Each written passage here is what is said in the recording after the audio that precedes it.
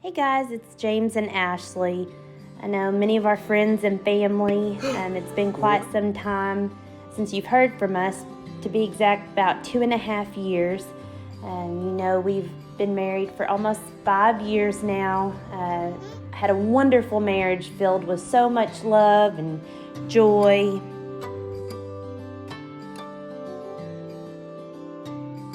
And just when you think you can't love someone more or have more joy, the Lord reminds us in Luke 6:38, "Given it will be given to you. A good measure pressed down, shaken together, and running over will be poured into your lap. For with the measure you use, it will be measured to you."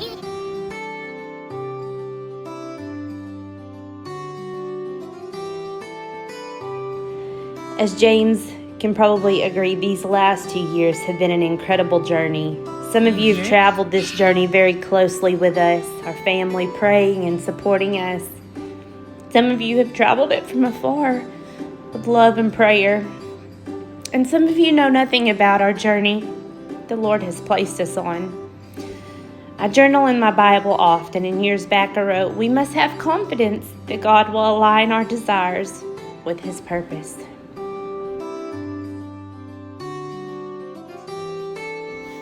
Hey y'all, it's James. Back in February of last year, we got a phone call asking if we knew any foster parents that could take in a couple of kids for about 2 weeks. And me and Ashley just kind of looked at each other and we thought, well, if it's just 2 weeks, you can do anything for 2 weeks. And so we got rushed through the process with DHS, through the call, and had our home opened. And on February 4th of last year, we opened our house and got these 2 kids. We went from no kids to a 2-year-old and a 1-year-old.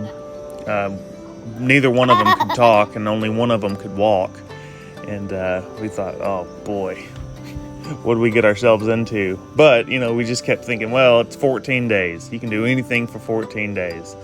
And so, 2 weeks turned into 2 months, and then 2 months has now turned into 2 years. And these last 2 years have probably been the biggest blessing of my life.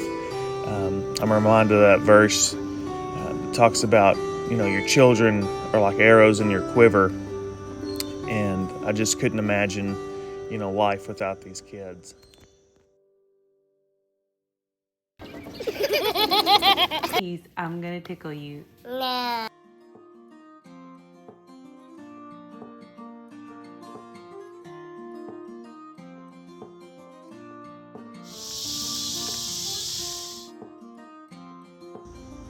In the scriptures, we're taught that we're adopted into God's family.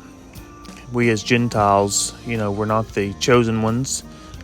We're the cast-offs. We're the ones that nobody wanted. But God looks down on us, and He has mercy on us, and He brings us into His home, and He makes us co-heirs with Him. And I've always kind of struggled with that, thinking, well, if we're not the chosen ones, how can we be loved as much as the chosen ones?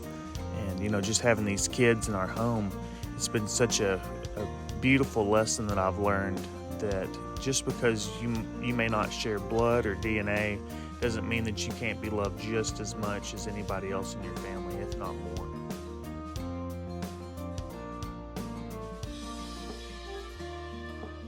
Holy, holy, I want to see you.